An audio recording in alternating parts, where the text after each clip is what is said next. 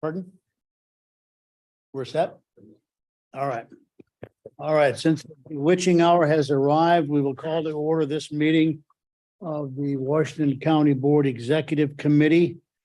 Mr. Schleif is excused somewhere in the Caribbean or maybe in the Panama Canal. Just a notification that the postings of this meeting and the agenda were properly done by the clerk's office, and all is in order with that. Mr. Bossert, Mr. Shadran, Ms. Schulteis, and Mr. Mary are here. Mr. Schleif is absent. That will stand for the Pledge of Allegiance, please. I pledge allegiance to the flag of the United States of America, and to the republic for which it stands, one nation under God, indivisible, with liberty and justice for all. Let me amend my statement. I said Mr. Schleif is absent. Mr. Schleif is excused from participating today. First item of business is a consent agenda, which consists of the minutes of the January 11th meeting. I need a motion and a second. Motion. Ms. Schulteis, Mr. Shadran. Any comments or discussion? If none, we'll vote in favor, say aye. Aye. Opposed? Thank you. The consent agenda is approved as presented. Discussion items, we're going to have two. One will be the Budget and Policy and Analytics Quarterly Report, and the second will be the Treasurer Quarterly Report. So who is going to lead the budget discussion? Item A, Budget Policy and Analytics Quarterly Report. Sir, you're up. So I'll just run through the report quickly here. Just wait for a second. Our microphone is not lit yet. Someone forgot to pay the electric bill. Probably the treasurer's office. Was that in the budget?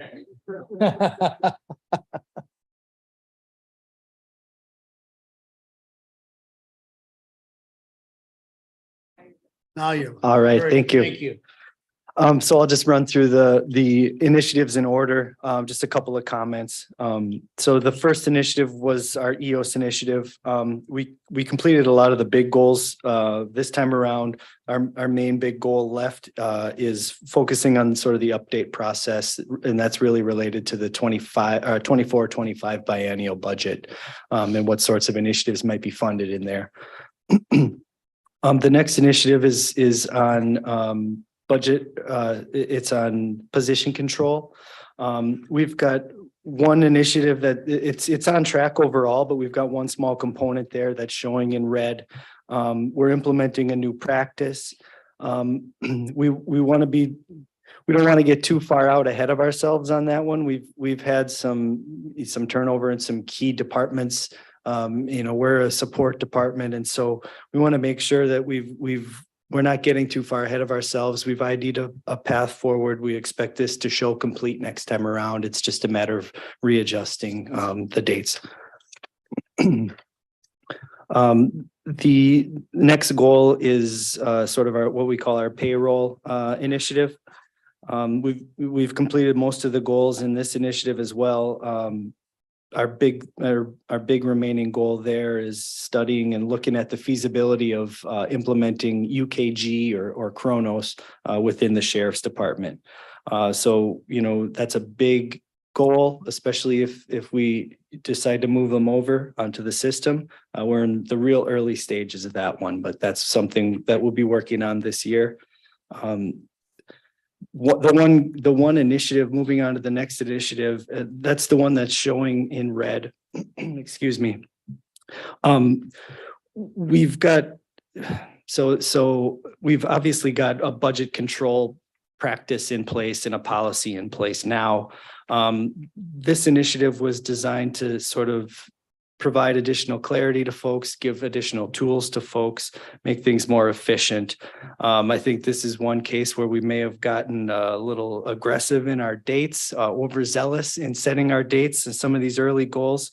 And so, we've restructured the plan here. We'll get it back on track. Matter of fact, we've made a lot of progress on this one, even since this packet was submitted. And so this is another one where we anticipate to still complete the initiative by the due date. We'd expect this to show complete next time around. We just wanted to give you that update that we're relooking at those priorities. And so the last goal is just on the compensation plan. So we've collected data, gathered data, calculated all of the updates. The last step is to sort of gauge what that impact is and determine how to fund it. And that's another one that we'll talk about as part of the operating budget process. So happy to answer any questions. Otherwise, that was my update. It'll go away. I'm sorry for that. No problem.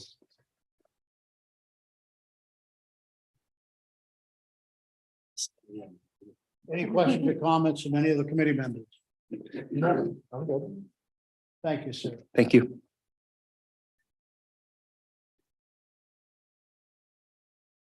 You gonna restart your timer now?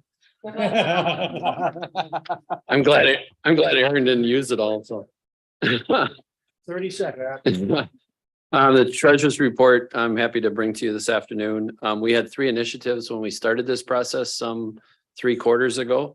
And the credit card integration is complete and running fabulously. And we probably will talk about that later in the meeting of ways that taxpayers can pay their tax bills without leaving their home at any time of night or day.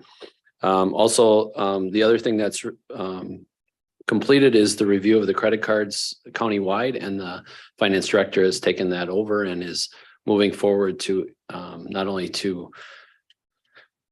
bring it all together, but to use one credit card processing and make the county more standardized throughout all of those. So the one initiative that we still have left and open, and it's under the compliance pillar, is the scanning of all tax rolls from the 1850s to the 1999. Each year, the county tax bills are placed in the county servers. That is to protect the tax bill that we have in place. So if you saw your tax bill online this year, you can click on the 22 year and it pops up your tax bill. That is not on any of our servers. That is on the software, and is, if something would happen, that tax bill would be lost. So each year when we send all of the 62,149 tax bills to the printer to have them printed and mailed out, we have files on those tax bills, and each file, each tax bill, it becomes a PDF by itself, and IT, along with our department, gets those onto our server, and they're protected, much like the ones in the safe on the other side. So now that all of those historical tax bills have been scanned in, they're in the enhancing process. So as you saw from when you approved that funding, the tax bill is being enhanced so it can be read. I don't know if they're going to change the cursive to print so that our younger generation will be able to read those, but that's an editorial comment, I guess. So our next step is enhancement. Once that's done, then we're going to place all of those tax rolls. They'll be by year and be searchable just like they are now by paging through. Only you'll be paging through on an electronic form, so they'll be kept forever there. So we're getting close. We have a goal of finishing by the end of the year. It's as fast as the imaging company can enhance them and get them back to us. But everything looks good from the samples that we've saw. And they were actually completed scanning by Thanksgiving. So we were very happy with the service we got. So I'll take any questions on those. Otherwise, I have an introduction. With me today is Ashley Shawlitz. She's my new deputy treasurer. She's been with the county for 5 years, both in clerk of courts and also in the finance and part-time role in the treasurer's office. So Ashley is here with me today, and just like here to see the face behind the deputy. Welcome. Thank you. Good luck working with this guy. Thank you. Thank you, Chairman Mary. One question. Yep. Are we on budget with the program? Yeah, We're ahead actually of budget, so Scanning project? yeah, we'll be ahead. We'll finish much less than what we anticipated. Okay, great. Just because they were able to scan and the books were in, even the older books were in such good condition that they were able to scan and take apart the mechanical ones and get them to where they needed. So, Nothing unexpected. Everything's going as you had hoped it would. yeah, exactly. So hopefully they can enhance them and make them good for generations to come. Thank you, sir. Thanks.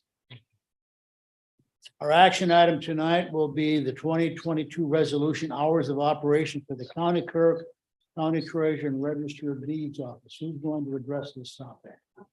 I can. Our clerk will do that. All right. Motion. Oh, I'm sorry. Yeah. Motion and a second, yeah. Mr. Jodry, Mr. Bosco. All right. I apologize. Yes. You have those? Mhm. Okay. So all of the information in your packet, it includes the committee report, which has a few background details, and as does the resolution drafted by the county attorney's office. So I'm happy to answer any questions that you may have and can provide additional history regarding different pilot programs that my office specifically has gone through over the past probably 4 years. And I'm sure Sharon or Scott can also speak to extended hours that their teams have also offered for the public and constituents and the benefits that we've seen from that. So I don't know if you'd like me to preface with some background details or if you have any specific questions that you'd like me to address first. Well, I have a couple questions. Sure.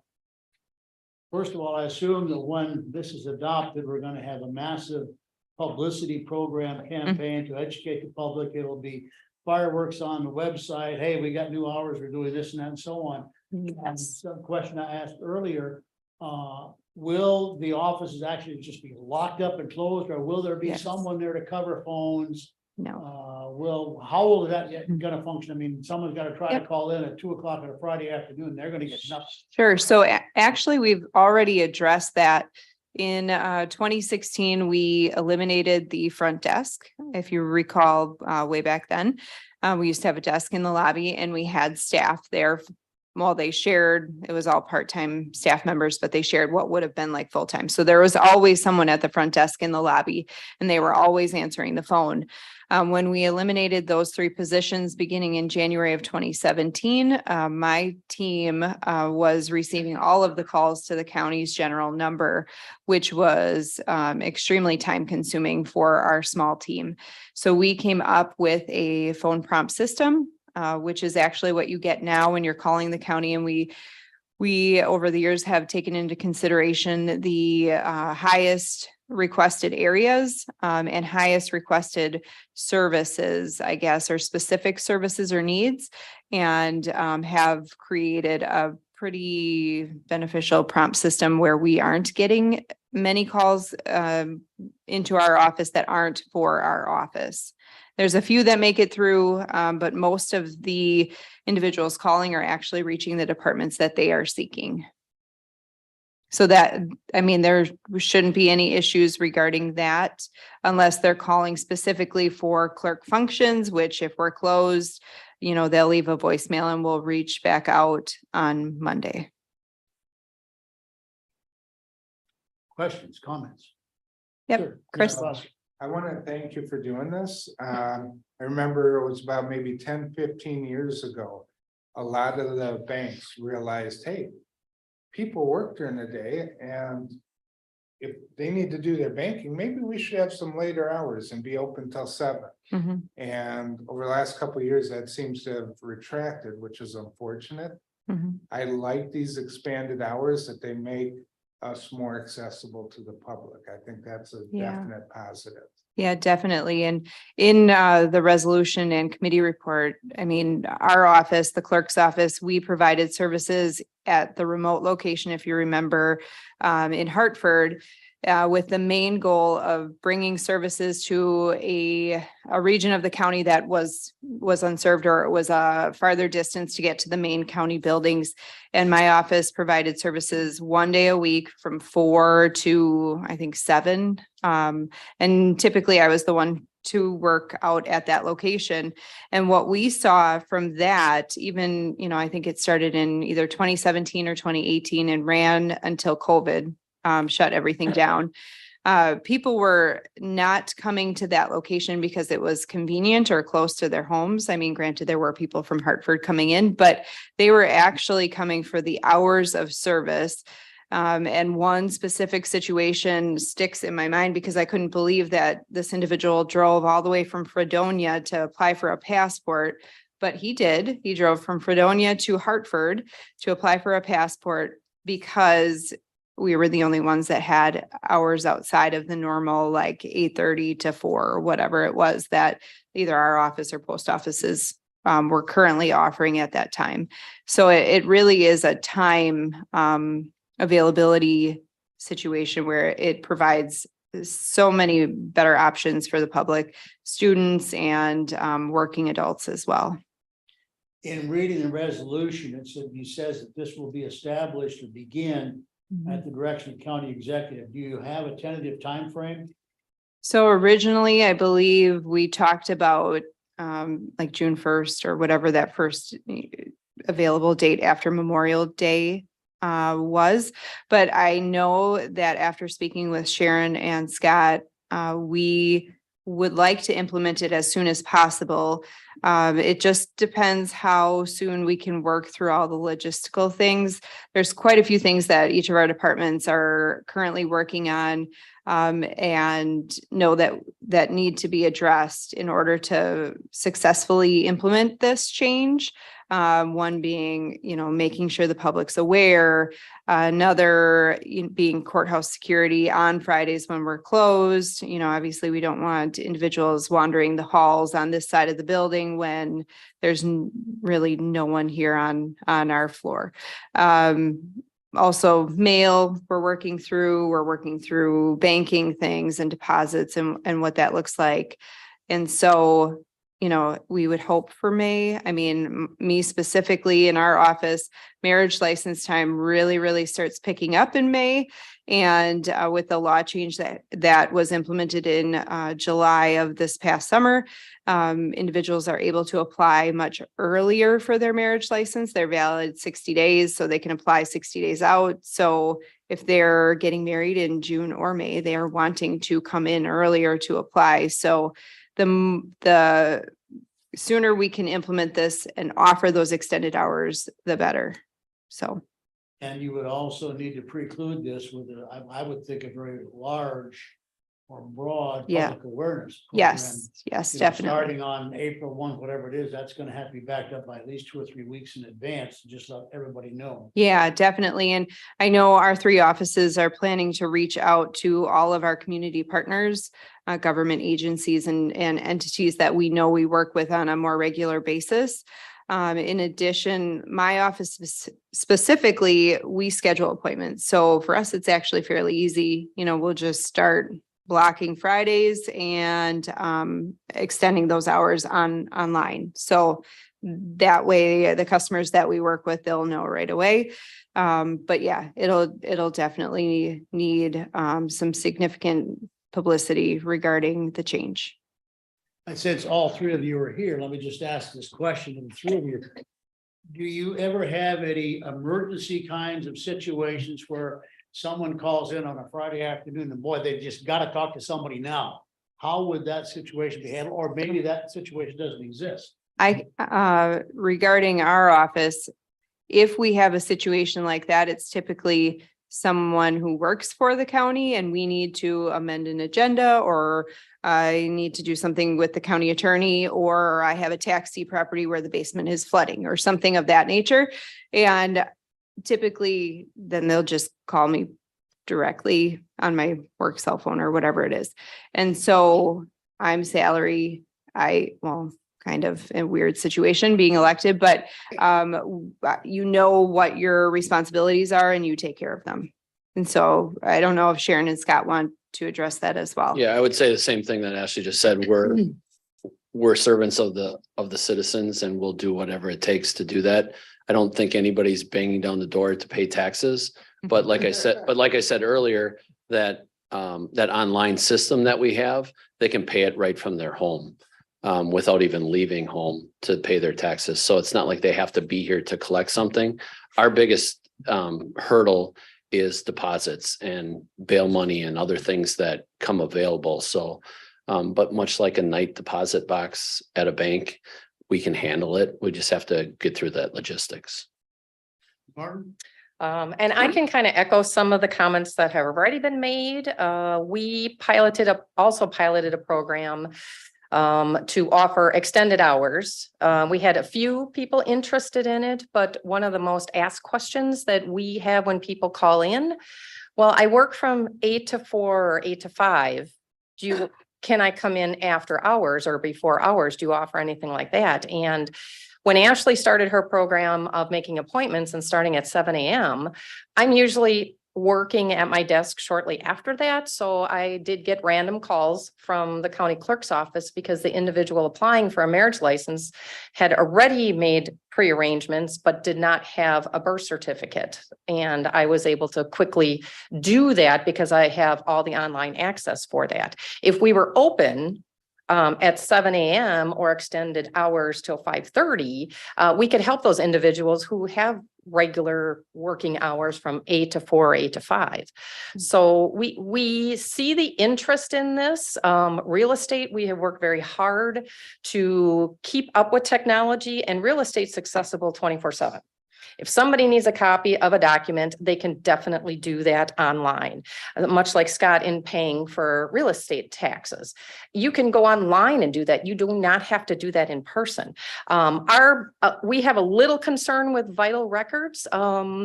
It's going to be an education thing, and we all know that. We get that.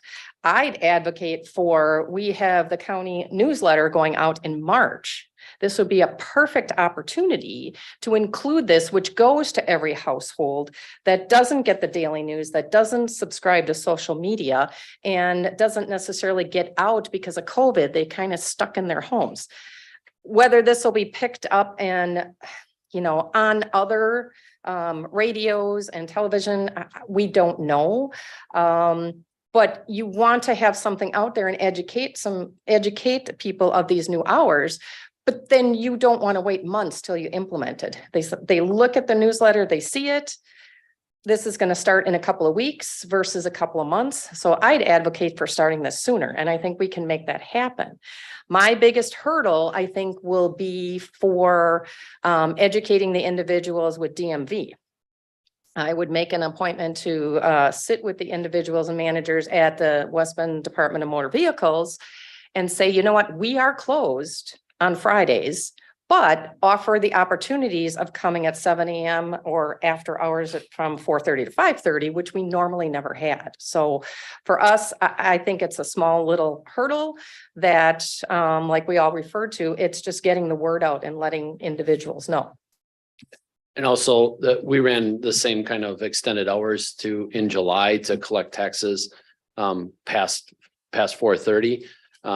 There's numerous times when I get here a little after 7 and there's people in the hallway that are trying to pay their taxes before they go to work. So we'll take that and get them the receipt and do what we need to. So I think it's going to be like Chris said, a good thing for the citizens. It's just a matter of education. Since none of the three of you have brought this up, I'm going to assume that with your staff, everything is kosher. Yes. My one, yes. My 4 register of deeds, as well as the 2 property lister employees, are fully on board. They have had numerous requests over the years. I'm a surveyor. I need something. Can you help me work through a problem? But they're out in the field. They won't be done till like after 4 o'clock. Well, they will come and they will stand in the lobby and wait till 8 o'clock when we open our doors. So I too have experienced individuals sitting at the end of the hallway.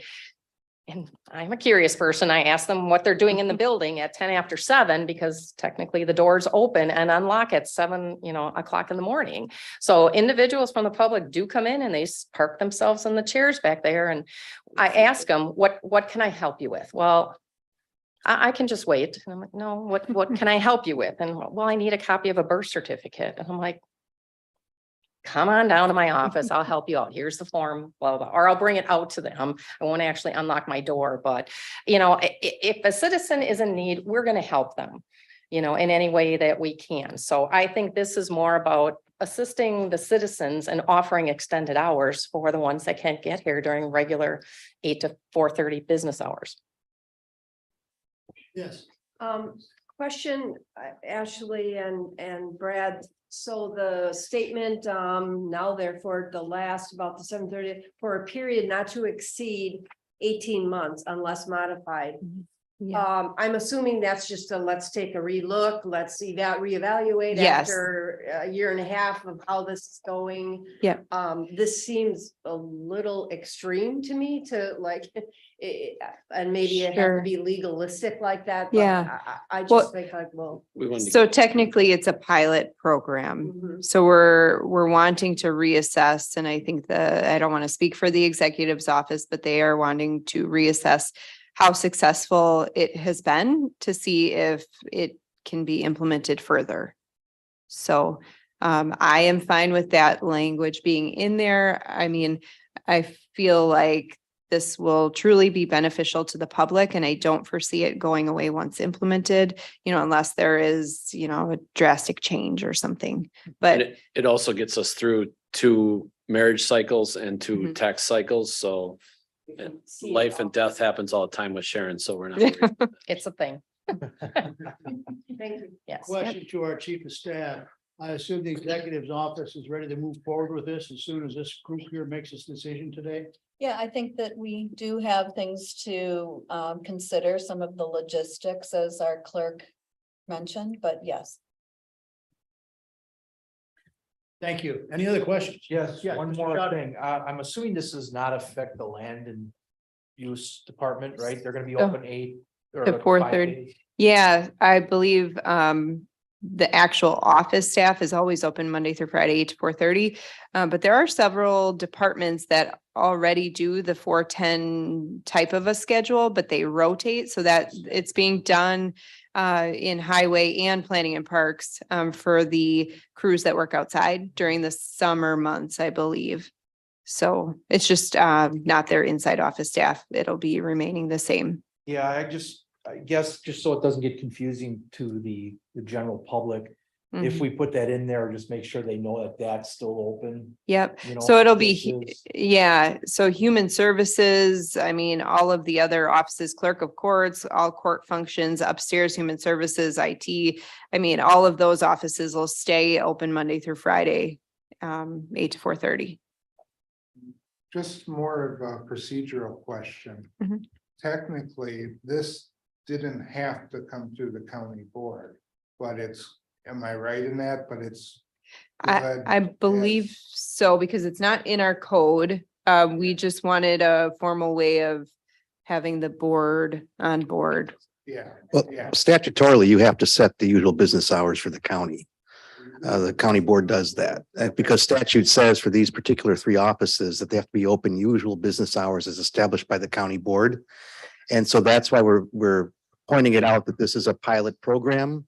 And that's why we even have a resolution before you so that the board can establish the usual quote unquote usual business hours for these offices. And then if it turns out that it becomes permanent, we'll come back in 18 months with another resolution. If it turns out the pilot is not successful, then we come back with another resolution that reestablishes usual business hours. So I do cite the statute 59.20 subsection 3 in the first paragraph of the resolution that empowers the board to set the usual business hours. So although it's not currently in code, it used to be. And I just wanted there to be a nice paper trail. So if anybody ever asks, why is this office open, but this office isn't open? It's because you have established the usual business hours for these offices. So Gotcha. Thanks, Brad.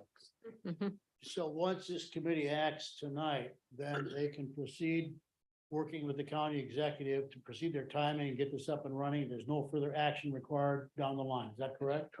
county board action is required, but I would assume at this point, they're already working with the county executive. I know that these departments are meeting to figure out the logistics. They've talked to other departments such as mine to work out how mail will look and things of that nature. So we're all going to be working together to figure this out. But we will need formal board action to make it official so that this pilot program can be implemented at whatever point a county executive's office feels it's ready to go. That would likely go on the agenda for the February. meeting then? Yes, yes, it's scheduled to go in February. Any other questions? All right, we have a motion to approve and implement an 18-month pilot program that would adjust the hours of the operation of the county clerk, county treasurer, and register of deeds offices to Monday through Thursday, 7 AM to 5:30 PM, with offices closed on Fridays. All in favor, say aye. Aye. Opposed? Motion is passed. Our next meeting date is January 24th at 2:30. Okay, yeah, 2:30 PM. We're going to be meeting prior to the regular meeting. Is that correct? So executive meeting will be held at 2:30 on the 24th, preceding the general board meeting. We're adjourned. Thank you all for attending. Scott, do you have a moment before you leave?